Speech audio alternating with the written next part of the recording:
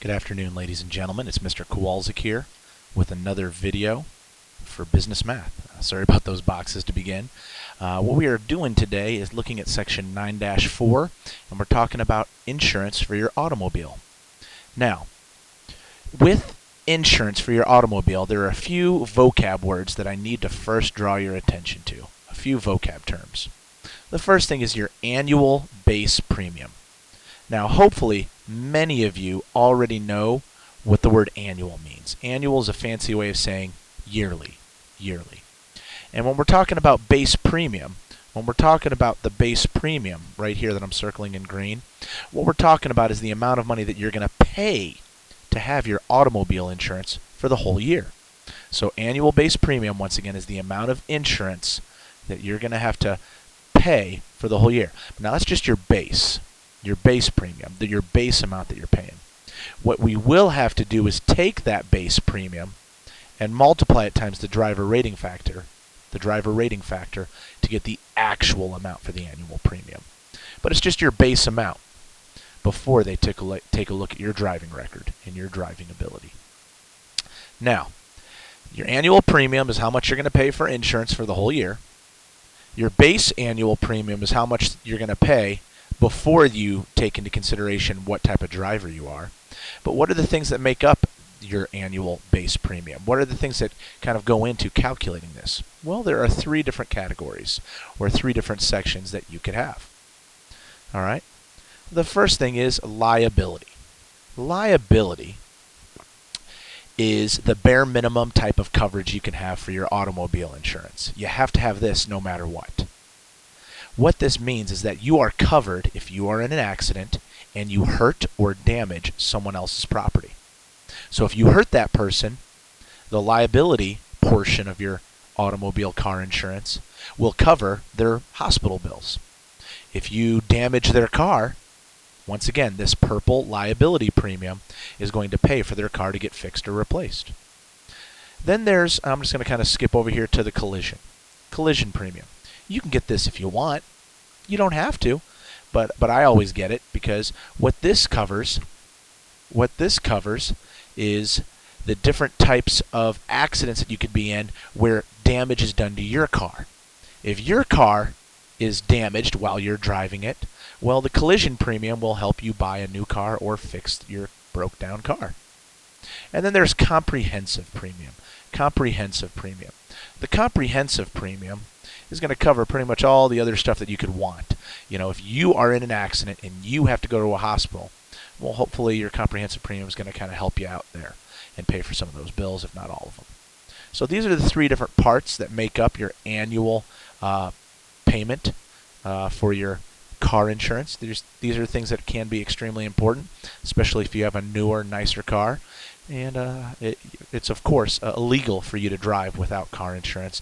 That's why you at least have to have the liability portion in your plan. So today what we're going to look at is being able to figure out how much these different premiums are, along with the total amount that a family might pay per year. So let's just get started. Over here we have number one. This is actually the same problem as your first problem on your homework assignment for section 9-4. So if you have that worksheet in front of you, you can just follow right along. Michael uses his car for pleasure. He has a $50 deductible comprehensive and a $50 deductible collision. He has 100, 200 bodily injury, and he also has a $25,000 property damage coverage. Because of his excellent driving record, his driving rating factor is 1.25. And his car is classified as a C15.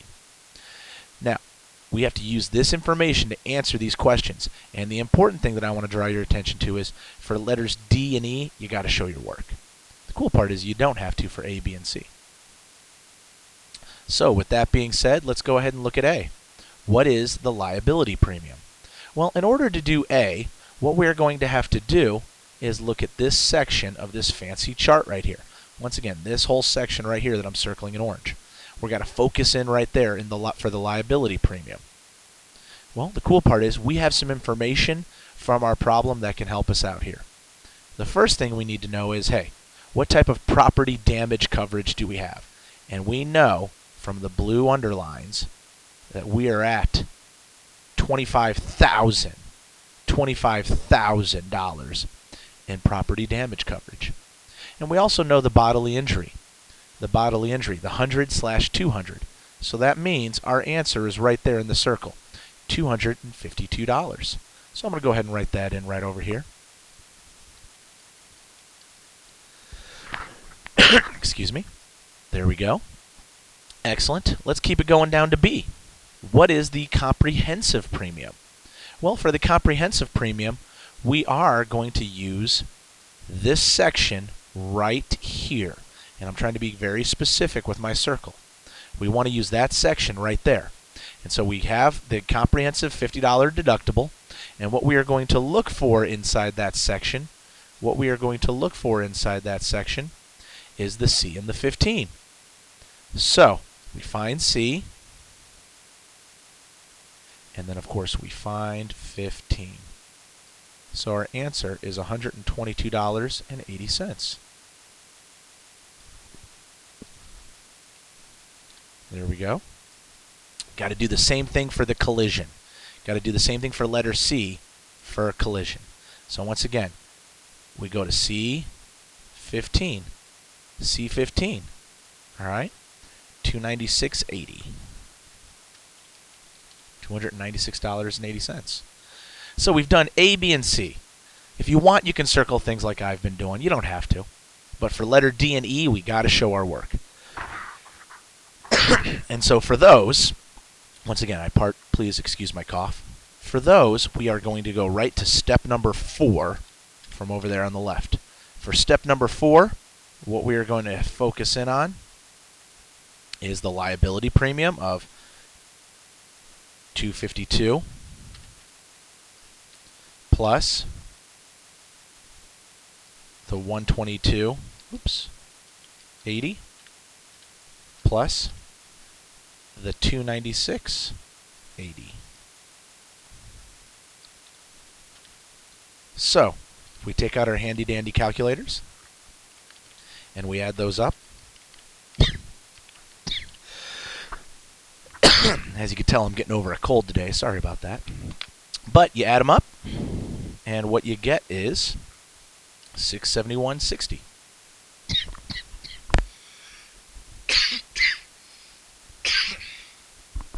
Moving on to letter E, we are going to use step number 5. For step number 5, we take that annual base salary that we just found for letter D. We take that $671.60, and what we're going to do is we're going to multiply it times the driver rating factor. And when we multiply it all out, we get $839.50. $839.50. So, when you look at a problem like this, you might think, wow, that looks pretty tough. Wow, that looks kind of complicated. Hopefully it doesn't seem as complicated once we break it down into these steps. You can always look, once again, ladies and gentlemen, you can always look over here at these steps as it's all written out, but hopefully you can find this video helpful as well. Thanks so much, and have yourself a great afternoon.